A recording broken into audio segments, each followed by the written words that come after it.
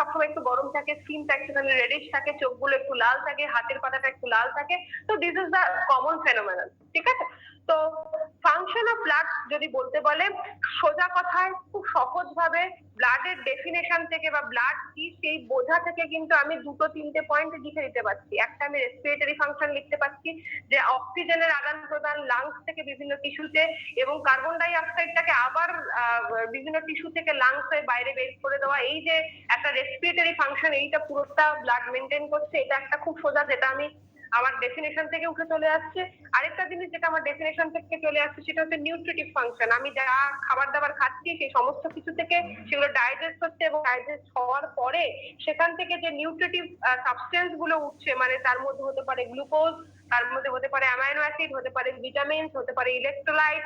এইগুলো সব কি হচ্ছে একটা নিউট্রিটিভ সাবস্টেন্স, যে সাবস্টেন্সটা আমাকে নিউট্রিশন দিচ্ছে। তাহলে এই সাবস্টেন্স গুলো কিভাবে শরীরের মধ্যে ফ্লো করছে? না ব্লাডের মাধ্যমে ফ্লো করছে। তাহলে শরীরকে নিউট্রিশন দেওয়া বা শরীরের নিউট্রিটিভ ফাংশন মেনটেন করা, এটা ব্লাডের একটা কাজ।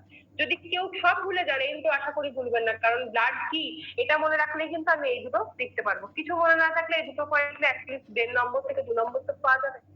আচ্ছা, নেক্সট হচ্ছে এক্সক্রিটরি ফাংশন। এক্সক্রিটরি ফাংশন মানে ব্লাডের ভিতরে কতগুলো জিনিস আছে, কম্পোজিশনের মধ্যে আমরা অনেক কিছু করেছি, সেই সব কি শরীরের মধ্যে সব সময় থাকবে, একই কনসেন্ট্রেশনে থাকবে? না, কিছু সময় সেটাকে শরীর থেকে বার করতে হবে, বা কিছু সময় প্রয়োজন ডেফিসিয়েন্সি হলে সেটাকে শরীরের ভিতরে নিতে হবে।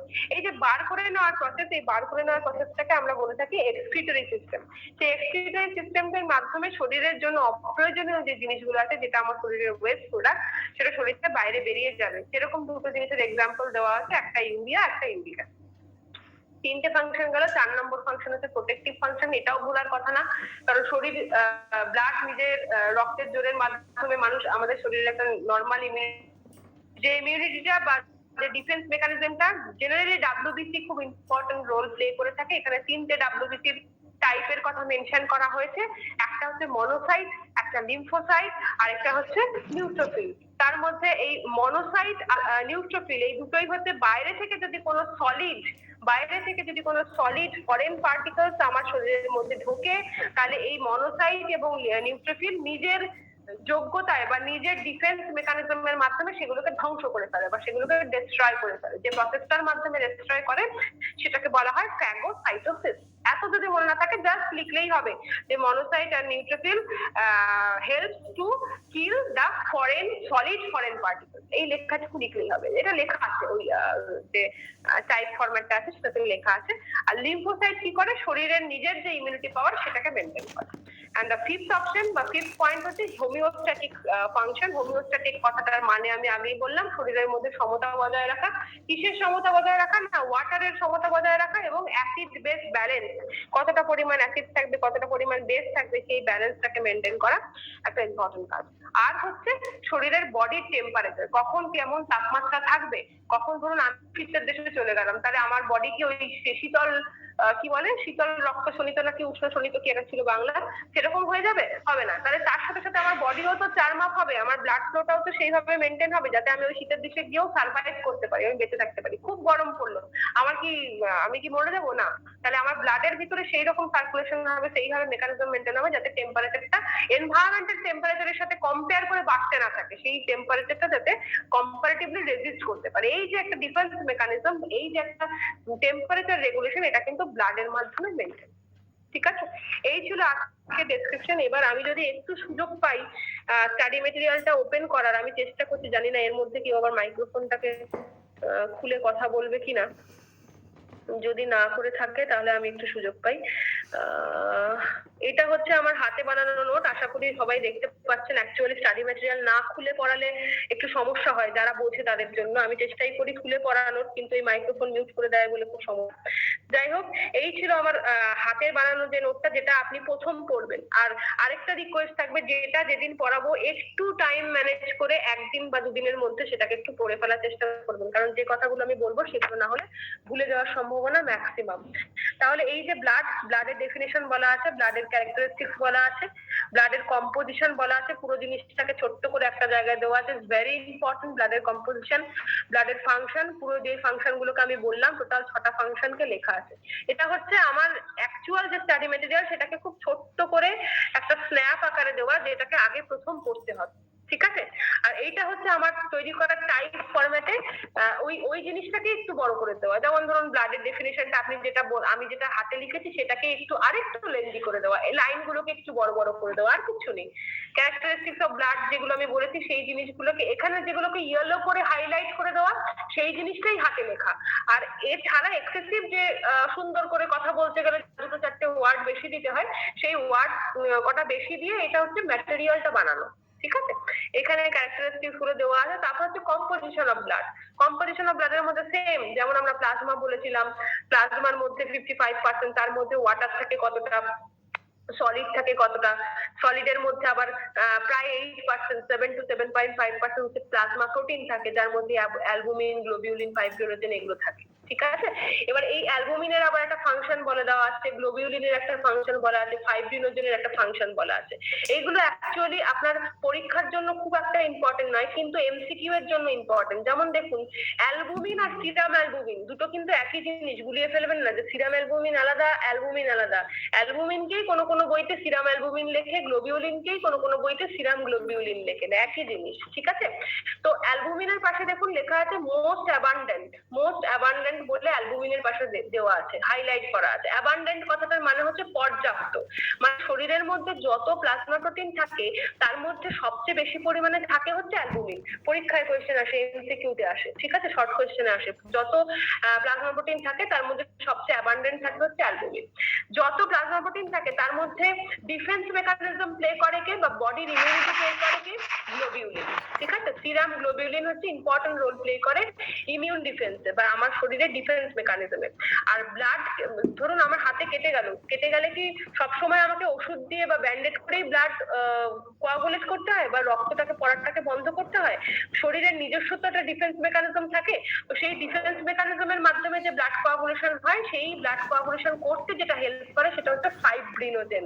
তাহলে যে তিনটে প্লাজমা প্রোটিনের কথা আমরা বললাম, অ্যালবুমিন, গ্লোবিউলিন এবং ফাইব্রিনোজেন, তিনটের তিন ধরনের নিজস্ব কাজ আছে। অ্যালবুমিন হচ্ছে আমার শরীরে সবচেয়ে বেশি পরিমাণে থাকে, শরীরের অসমোটিক প্রেসার নিয়ন্ত্রণ করে। মাইক্রোফোনগুলো একটু মিউট করুন প্লিজ। অসমোটিক প্রেসার মেনটেন করে। অসমোটিক প্রেসার মেনটেন করা মানে হচ্ছে শরীরের মধ্যে, অসমোটিক মানে হচ্ছে জল, শরীরের মধ্যে ফ্লুইডের প্রেসারটাকে মেনটেন করে, কতটা করে ফ্লুইড থাকবে আমার শরীরে সেটাকে মেনটেন করে হচ্ছে অ্যালবুমিন। গ্লোবিউলিন কি করে না, গ্লোবিউলিন হচ্ছে আমার শরীরের ডিফেন্স মেকানিজম বা ইমিউনিটি প্লে করে। আর ফাইব্রিনোজেন হচ্ছে ব্লাড কোয়াগুলেশনে হেল্প করে। এই একটু ডিটেলস ইনফরমেশন গুলো এই স্টাডি মেটেরিয়ালে থাকবে, যেটা আমার হাতে লেখা নোটটাতে নেই। এবার রইল সেলুলার এলিমেন্ট। সেলুলার এলিমেন্ট বলতে আমরা তো বলেছি আরবিসি, ডাব্লিউবিসি আর থ্রম্বোসাইট। অ্যাপার্ট ফ্রম দ্যাট, এই প্লাজমা সেলুলার এলিমেন্টস বাদে থাকছে হচ্ছে ইনঅর্গানিক আর অর্গানিক। ইনঅর্গানিকের মধ্যে কিছু এক্সাম্পল দেওয়া, অর্গানিকের মধ্যে কিছু এক্সাম্পল দেওয়া। এবার এই পুরো জিনিসটাকে একটা চার্ট করে, যেরকম আমি দেখিয়েছি সেই পুরোটাকে চার্ট করে দেখ। ঠিক আছে, নেক্সট হচ্ছে function of blood. Function of ব্লাডের মধ্যে আমি যে 5টা 6টা পয়েন্ট বললাম, সেই 5টা 6টা পয়েন্টই দেওয়া আছে।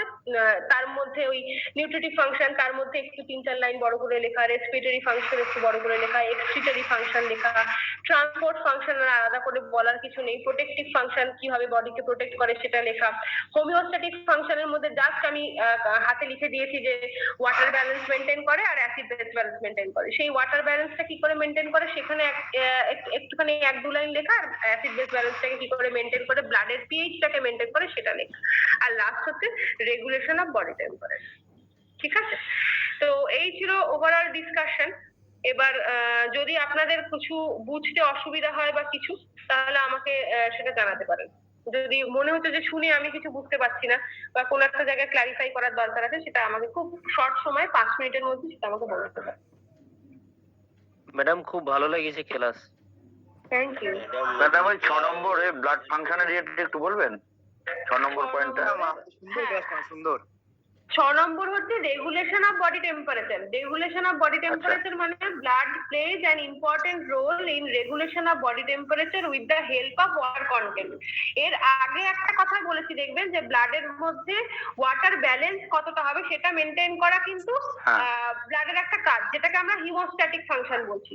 তাহলে কতটা জল থাকবে সেটা মেনটেন করা যদি ব্লাডের একটা কাজ হয়, যেমন ধরুন অনেক সময় দেখবেন বলে না ব্লাড শরীরে জল জমে গেছে। এবার জলটা কোথা থেকে আসলো? রক্তে ব্লাডের যে প্লাজমা এবং সলিডের যে কম্পোজিশন থাকে বা প্লাজমা এবং সলিডের যে রেশিও থাকে সেই রেশিওটা গন্ডগোল হয়ে যায়, জলের পরিমাণ বেশি হয়ে যায়, সলিডের পরিমাণ কম হয়ে যায়, সেটাকেই জল জমা বলে, আর কিছু না। তো সেই সমস্ত মানুষের ক্ষেত্রে কি হয়, স্পেশালি বয়স্কদের ক্ষেত্রে তাদের শরীরে দেখবেন ফুলে যায়, ফ্যাটি হয়ে যায়, ফুলে যায়, চোখ মুখ ফুলে যায় এবং তাদের ক্ষেত্রে ঠান্ডা লাগে বেশি। আপনি আমি যে ঠান্ডাটা সহ্য করতে পারবো তারা হয়তো সেই ঠান্ডাটা সহ্য করতে পারবে না। তো this is a common example যে আমার শরীরের বডি টেম্পারেচারটাকে মেনটেন করা, এই যে সবসময় শরীরের নর্মাল টেম্পারেচার 98.4 ডিগ্রি ফারেনহাইট, এই 98.4 ডিগ্রি ফারেনহাইটটাকে মেনটেন করার জন্য একজন সুস্থ সবল মানুষের তার মধ্যে ব্লাডের ফ্লো বা ব্লাডের রেগুলেশন কেমন হবে সেটা কিন্তু ডিপেন্ড করে এই 98.4টাকে রাখার জন্য। যদি আমার শরীরে ব্লাড খুব কমে যায়, ধরুন আমার হিমোগ্লোবিন খুব কমে গেছে, ব্লাড খুব কমে গেছে, একজন অ্যাডাল্টের 5 থেকে 6 লিটার ব্লাড থাকার কথা, কিন্তু আমার শরীরে হয়তো 3 থেকে 3.5 লিটার ব্লাড আছে, কি আপনি এক্সপেক্ট করতে পারেন কথা কম বলেন না, একটু বুঝতে দেন না। আপনি যে টেম্পারেচারটাকে সহ্য করতে পারবেন, যে ঠান্ডাটা নিতে পারবেন, আমি সেই ঠান্ডাটা নিতে পারবো? সেটা তো সম্ভব না কখনো। সুতরাং বডির টেম্পারেচারটাকে রেজিস্ট করা, বডি কতটা টেম্পারেচার নিতে পারে, সেটা হতে পারে গরম, হতে পারে ঠান্ডা, এইটাকে রেজিস্ট করার জন্য ব্লাডের একটা ইম্পর্টেন্ট রোল থাকে। ঠিক আছে ম্যাম, আমাদের আরবিসি যদি ভাঙতে থাকে, আরবিসি যদি আমাদের ভাঙতে থাকে তাহলে শরীরে কি কি কমতে থাকে? প্লেটলেটটা? বুঝতে পারলাম না। আরবিসি কাউন্ট যদি আমাদের শরীর থেকে ভাঙতে থাকে, ব্লাড আরবিসি যদি ভাঙতে থাকে, হ্যাঁ, আরবিসি সেল যদি ভাঙতে থাকে তাহলে কি আমাদের প্লেটলেট শরীরে কমে যাবে? আরবিসি ভাঙতে থাকলে প্লেটলেট কমে যাবে, এটা খুব আইডেন্টিফাইড একটা কথা নয়, কিন্তু আরবিসি ভাঙলে হিমোগ্লোবিনের পরিমাণ কমে যাবে, এইটা একটা খুব আইডেন্টিফাইড কথা, কারণ আরবিসির মধ্যেই হিমোগ্লোবিন থাকে। তো আরবিসির সংখ্যা যদি কমে যায় তাহলে হিমোগ্লোবিনের সংখ্যা কমে যাবে, কিন্তু দেখতে হবে ফিজিওলজিক্যাল ক্যারেক্টারিস্টিক বা ফিজিওলজিক্যাল ফেনোমেনন কি কি আছে। শুধুমাত্র যদি আপনার শরীরে আর কোনো প্রবলেম নেই কিন্তু শুধু আরবিসি কমে যাচ্ছে তাহলে কি প্লেটলেট কমে যাবে? কথাটা কিন্তু ঠিক নয়। তার কারণ আরবিসি প্লেটলেট হচ্ছে ব্লাডকে কোয়াগুলেট করতে সাহায্য করে, রক্তকে তঞ্চন করতে সাহায্য করে, সেই রক্ত তঞ্চনের সাথে আরবিসির কোনো সম্পর্ক নেই। সুতরাং শুধুমাত্র যদি আপনার ডিসঅর্ডার বা ডেফিসিয়েন্সি আরবিসি কমে যাওয়া হয়, তার মানে যে আপনার ব্লাডের কালচার করলে দেখা যাবে আপনার আরবিসি কমে গেছে মানে প্লেটলেটও কমে গেছে, তাহলে সেটার কোনো কোনো রিলেশন নেই। প্লেটলেট যদি কমে যায় আপনার ক্ষেত্রে যেটা হবে সেটা হচ্ছে ব্লাড কোয়াগুলেশন রিলেটেড যে প্রবলেমগুলো সেগুলো হতে পারে, ব্লাডের ইনফেকশন গুলো বেড়ে যেতে পারে, তার সাথে আরবিসির ডিরেক্টলি কোনো রিলেশন নেই। পিএইচ ভ্যালুটা কি জল আর অ্যাসিডের কম্বিনেশন? পিএইচ ভ্যালু জল আর অ্যাসিডের কম্বিনেশন নয়, পিএইচ ভ্যালু হচ্ছে অ্যাসিড আর বেস, শরীরের মধ্যে যত অ্যাসিড আছে যত বেস আছে সেগুলোর একটা ব্যালেন্স হয়, ব্যালেন্স হয়ে ব্লাডের একটা নির্দিষ্ট পিএইচ ডিটারমিনেশন হয় যেটা 7.4। এর সাথে জলের কোনো সম্পর্ক নেই ম্যাডাম, তার মানে অম্ল ক্ষারের ব্যালেন্স। একদম, খুব সুন্দর বাংলা, অম্ল ক্ষারের ব্যালেন্স। হ্যালো হ্যাঁ বলুন, ঝটপট। ম্যাম, ওই পিনোসাইটোসিস আর ফ্যাগোসাইটোসিস একটু বলবেন?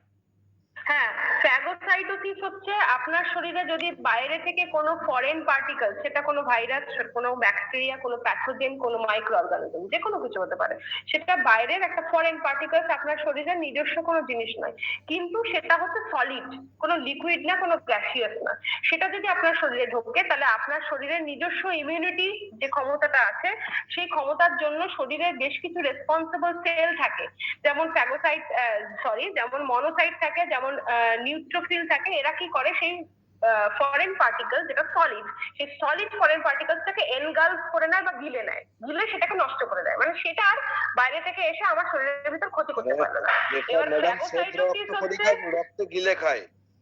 এবার ফ্যাগোসাইটোসিস হচ্ছে যখন আমরা কোনো সলিড ফরেন পার্টিকেলস কে গিলে ফেলছি তখন তাকে বলছি ফ্যাগোসাইটোসিস, যখন কোনো লিকুইড সলিড পার্টিকেলস কোনো লিকুইড ফরেন পার্টিকেলস কে গিলে ফেলছি তখন তাকে বলছি pinocytosis. Pino for liquid, phago for solid, জিনিসটা এক, দুটো ফরেন সাবস্টেন্স কে আমরা এনগালফ করে নষ্ট করে দিচ্ছি, সলিড হলে সেটাকে ফ্যাগো, লিকুইড হলে সেটাকে পিনো। হ্যালো, যেটা হ্যালো, হচ্ছে শ্বেত রক্ত কণিকা, যেমন রক্তে বাইরে কিছু ফরেন বডি ঢুকে গেলে গিলে খেত, যেটা হাই সেকেন্ডারি সায়েন্সে। হ্যাঁ, সেই জিনিসটাই, সেই জিনিস, একই জিনিস। হ্যাঁ হ্যাঁ, আর কিছু? ম্যাডাম আর একটা কথা বলছি, আপনি খুব ভালো পড়ালেন, হ্যাঁ, আর হ্যাঁ। এই যে লেখাগুলো এক করে যে কপি বার করে দিয়েছেন, এগুলো আমাদের পক্ষে হ্যাঁ। সুবিধা, কারণ আমরা হ্যাঁ। সায়েন্সে বহুত দিন আগে পাস করেছিলাম। হ্যাঁ, হ্যাঁ, তো হ্যাঁ। এগুলো আমার ফের মনে পড়ছে। কিন্তু বলছি ব্যাপারটা এইরকম ভাবে যদি ফের আবার এরকম কপি এরকম করে আমাদের যে বার করে দেয়, দেখুন, আমি যেগুলো পড়াবো, আমি আগের দিন তো ডিসাইড হয়েছে যে আমি হিউম্যান অ্যানাটমি ফিজিওলজি পড়াবো, আমি ফার্মাকগনোসি পড়াবো এবং কেমিস্ট্রির হাফ পোর্শন আমি পড়াবো। আর বাকি সিউটিক্স, ফার্মাসিউটিক্স এবং সোশ্যাল ফার্মেসিটা পুরো ম্যাডাম পড়াবেন এবং কেমিস্ট্রি হাফ পোর্শন ম্যাডাম পড়াবেন। আমি যেটুকু পড়াবো সেই পোর্শনটুকু আমি এভাবেই দেবো। হ্যাঁ এইভাবে করে যদি একদিন আগে পেয়ে যাই পিডিএফ ফাইলে, তাহলে আমরা পার্ট পার্ট করে বার করে নিতে পারছি ম্যাডাম। একদম একদম একদম। আমি আমাদের পড়তেও সুবিধা হবে। হ্যাঁ হ্যাঁ হ্যাঁ আপনাদের সুবিধার জন্যই তো পরে ম্যাডাম আমি আজকে সকালবেলা পাঠিয়ে দিয়েছিলাম। আমি আগের দিন আজকে ম্যাডাম, সকালবেলা পাঠিয়ে দিয়েছিলাম। আগের দিন পাঠিয়ে দিলে ভালো হয়। একদম আগের দিন, যেদিন ক্লাস থাকবে তার আগের দিন পাঠিয়ে দেবো।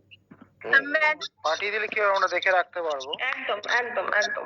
ম্যাডাম যে ক্লাস কিছু- হচ্ছে আর তাতে কিছু? আমরা জয়েন করছি, এটা দুর্বল হবে। শুনতে পাচ্ছি না, অনেকে কথা বলছে।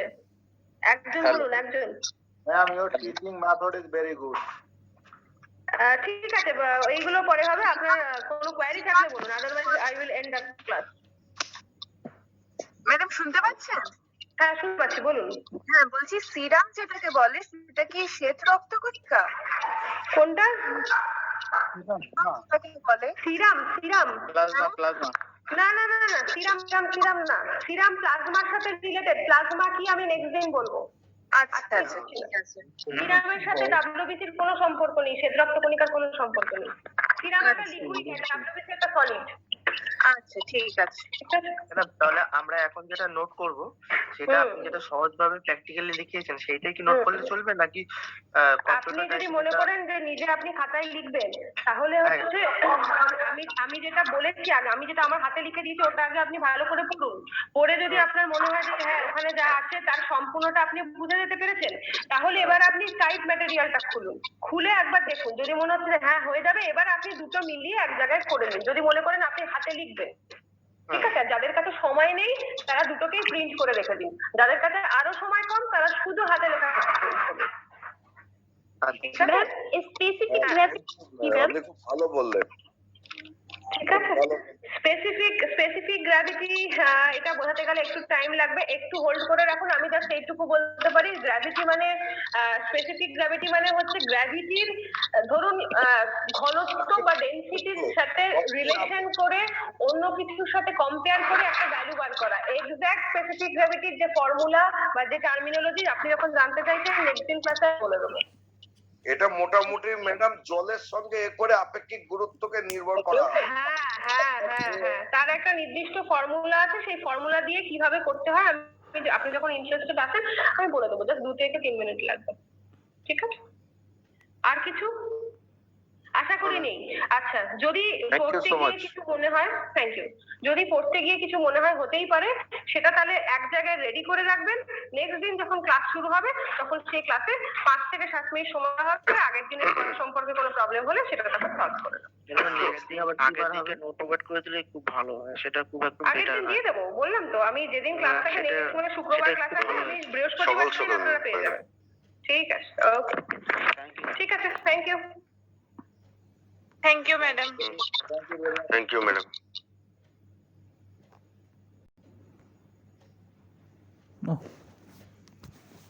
Okay.